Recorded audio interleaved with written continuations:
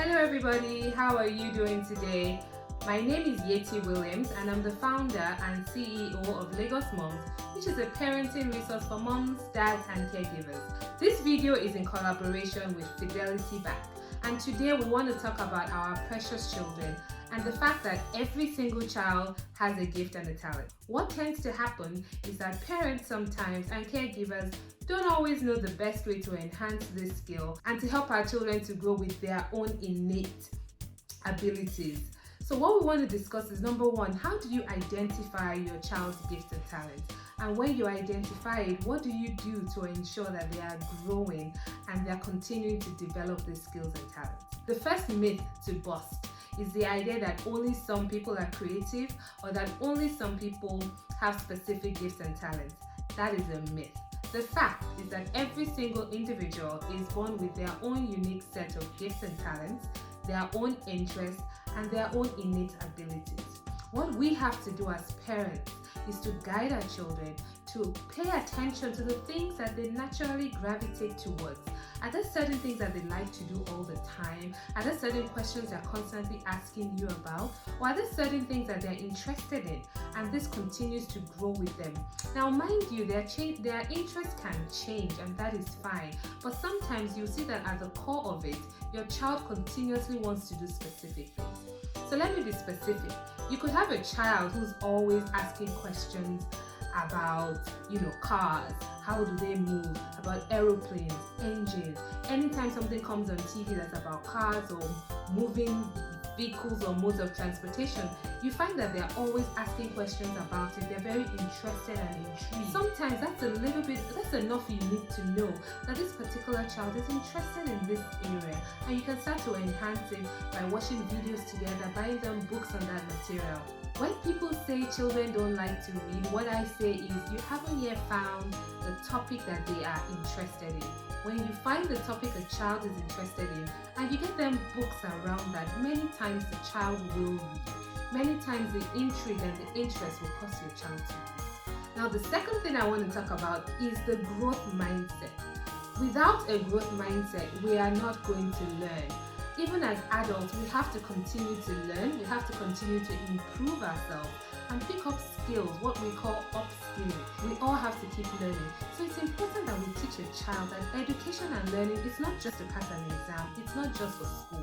Every single child has to have a desire to continue to grow, to know that they can learn whatever they put their mind to. So that's what a growth mindset means, is I can learn this, I can improve in this, I can continue to expose myself.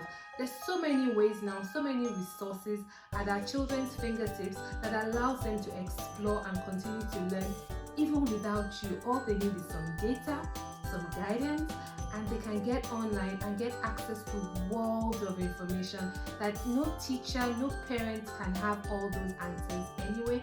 So let's use technology to help us through these times and these conversations.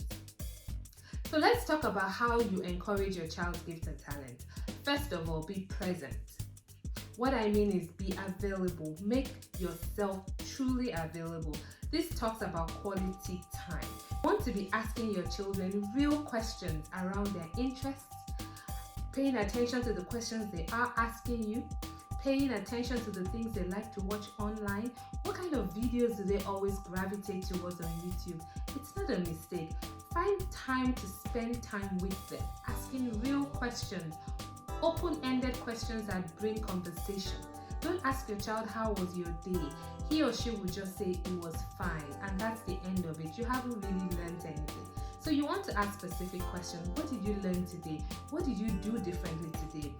What videos did you watch today? What did you do in your quiet time? What was the subjects that you did in school today? You want to ask those kinds of questions because that helps you to engage your child. The more you engage, the more you know your child, the more you understand his or her interests, the more you can help them to actually do that which they are meant to do.